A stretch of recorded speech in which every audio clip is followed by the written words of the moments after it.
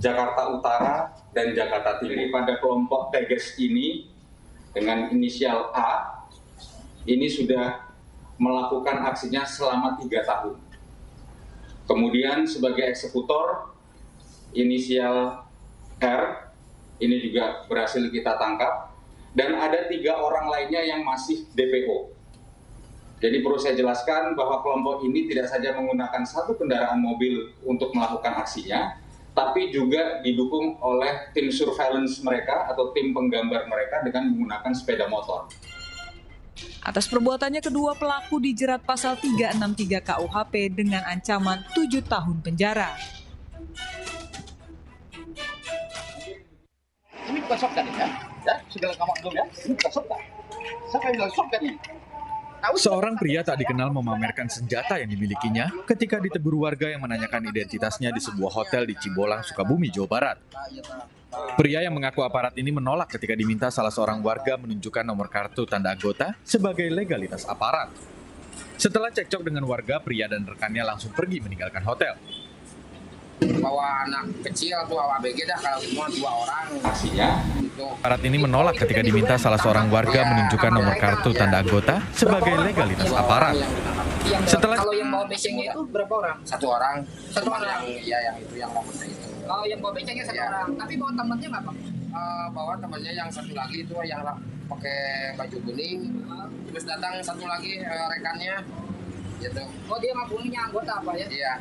Anggota mana, Pak? Anggota Cakung, Pak. Anggota Cakung. Dari Polsek sama BNN? Dari BNN. Oh, ngakunya dari BNN. Oh, berarti waktu di sini itu ngeproses anak yang narkoba. Iya. Video ini viral di media sosial dan mendapat respon beragam dari warganet. Namun hingga kini belum diketahui identitas pria yang mengeluarkan senjata api ketika cekcok dengan warga. Dari Sukabumi, Jawa Barat, Indra Firdaus, iNews melaporkan.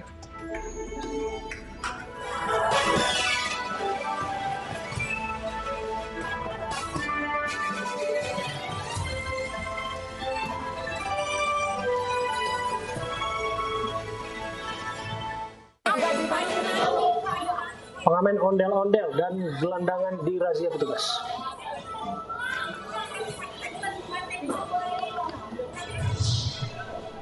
Polisi tangkap kernet yang bunuh supirnya.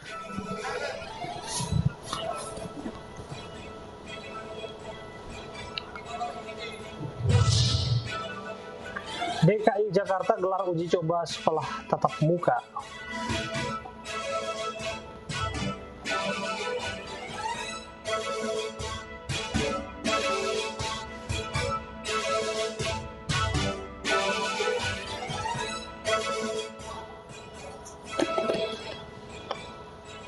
Selamat sore pemirsa, demikian tadi berita pilihan iNews sore yang akan menemani selama 2 jam ke depan. Bersama saya, Stefani Patricia. Saya Abraham Silaban. Kita awali sore hari ini dari ribuan warga yang mengungsi akibat banjir bandang yang melanda sejumlah wilayah di Nusa Tenggara Timur.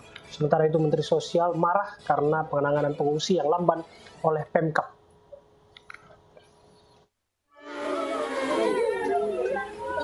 Banjir bandang yang melanda Flores Timur menyisakan duka. Puluhan orang meninggal dunia akibat terjangan banjir bandang yang datang secara tiba-tiba. Rumah warga pun rusak akibat diterjang puing-puing bangunan dan batang pohon yang hanyut terbawa banjir bandang. Warga yang rumahnya rusak terpaksa mengungsi ke sejumlah tempat pengungsian. Di Kabupaten Malaka, warga sempat terjebak di rumahnya akibat tidak bisa menyelamatkan diri saat banjir bandang datang. Setelah 2 hari, tim gabungan TNI Polri mulai menyisir permukiman warga dan mengevakuasi warga ke pengungsian dengan traktor. Banjir bandang yang terjadi pada Minggu malam lalu merupakan banjir terbesar yang pernah terjadi di Kabupaten Malaka.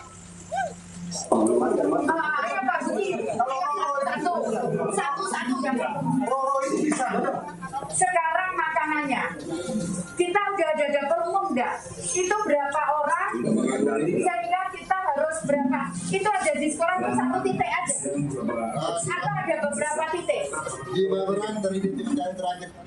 Sementara itu, Menteri Sosial Tri Risma hari ini tidak dapat meredam amarah ketika mengetahui Pemkab lamban menangani korban banjir di Pulau Adonara, Nusa Tenggara Timur. Saat itu Risma datang memantau logistik makanan serta dapur umum yang disediakan di kantor Camat Adonara Timur. Risma pun memerintahkan tim Tagana untuk membangun 8 posko pengungsian terpusat dan dapur umum, sehingga bisa melayani para pengungsi. Risma juga melintas di jembatan darurat yang dibuat warga. Hingga saat ini banyak pengungsi yang belum dipusatkan di titik-titik pengungsian. Hal ini tentu saja menyulitkan pendataan dan distribusi logistik. Tim Liputan iNews melaporkan. BMKG menyebut ada ancaman gelombang tinggi seperti tsunami yang akan melanda NTT akibat siklon Seroja. Namun BMKG meminta masyarakat tidak panik karena siklon Seroja akan menjauh setelah tanggal 7 April 2021.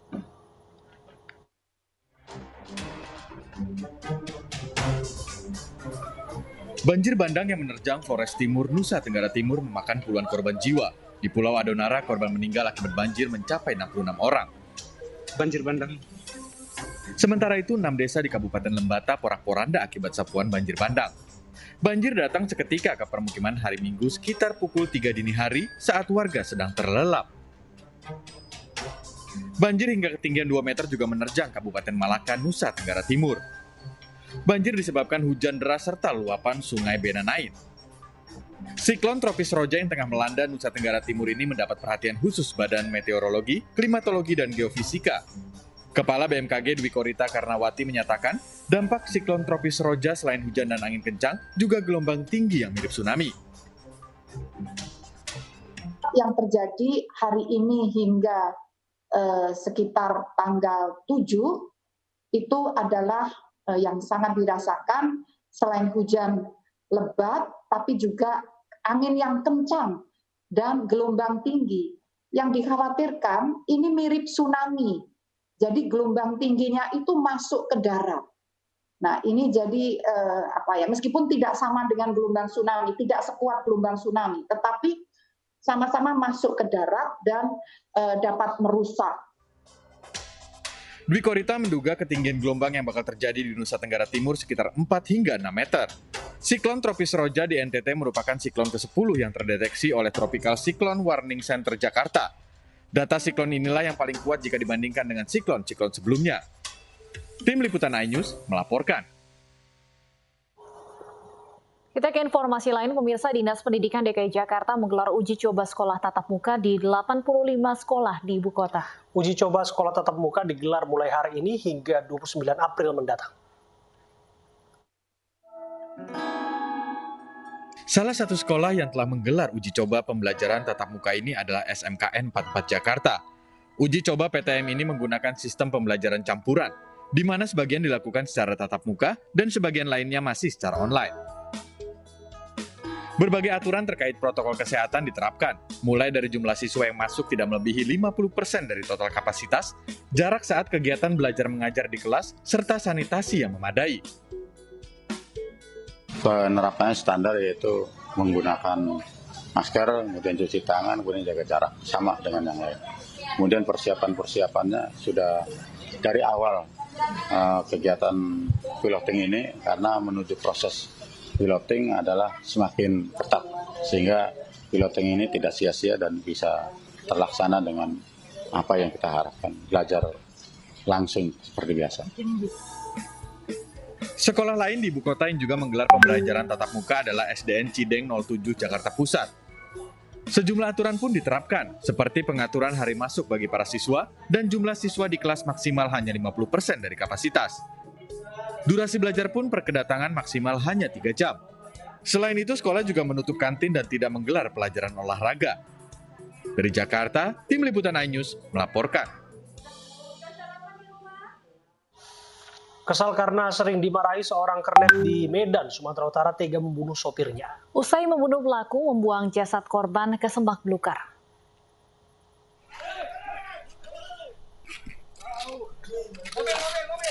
Inilah detik-detik penangkapan Fadilah Aidil Nasution, kernet angkutan kota yang membunuh Junaidi yang tak lain merupakan supirnya. Polisi terpaksa menembak kedua kaki pelaku setelah pelaku hendak melarikan diri ketika akan ditangkap di kawasan Medan Barat. Penangkapan pelaku terbilang cepat karena hanya berselang 10 jam usai jasad korban ditemukan di kawasan Medan Tembung.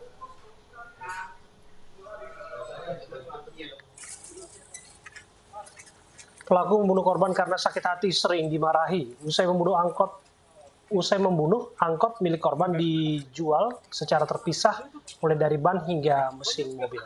Pelaku membunuh korban dengan batu ketika korban sedang mengganti ban angkutan kota yang sebelumnya digunakan keduanya. Usai membunuh korban, pelaku juga membuang jasad korban ke semak belukar di seputaran kawasan pergudangan Intan Tembung. Apa dibunuh? Cekcokan di dalam angkot. Cekcok apa itu penyebabnya? Akibat rusakan motor. Terus? Nah, itu aja ngambil lempar pakai api rokok aku. Nah. Terus? Oh, kami bantam dalam. Terus kau bunuh? Ya. Pakai apa bunuhnya? Bataku. Jadi kau sakit hati sama korban. Ya. Ya. Tapi korban sayang sama kamu.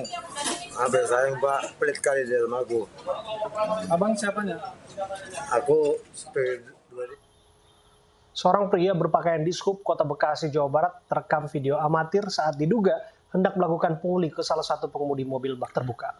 Sementara itu, seorang supir truk kontainer protes kepada petugas dishub karena kendaraan yang dikemudikannya tiba-tiba diberhentikan saat tengah melaju. Enggak kesalahannya. Tapi suratnya belum jadi. Suratnya? Belum jadi. Belum jadi. Surat apanya Bang yang belum jadi? Surat jalannya. Surat jalan. Surat jalan. Surat jalan ini. Rekaman video oknum berpakaian dinas perhubungan dengan lambang Kota Bekasi, Jawa Barat ini diduga hendak melakukan aksi pungli di kawasan Harapan Indah, Medan Satria, Kota Bekasi, Jawa Barat beberapa hari yang lalu. Dari percakapan, perekam video sempat menanyakan surat tugas tindak penilangan. Namun oknum dishub ini tidak dapat berbuat banyak, kemudian kabur dengan sepeda motor. Nyuruh, ada surat jalan. Kabur, nggak ada plat nomornya. Ntar dulu,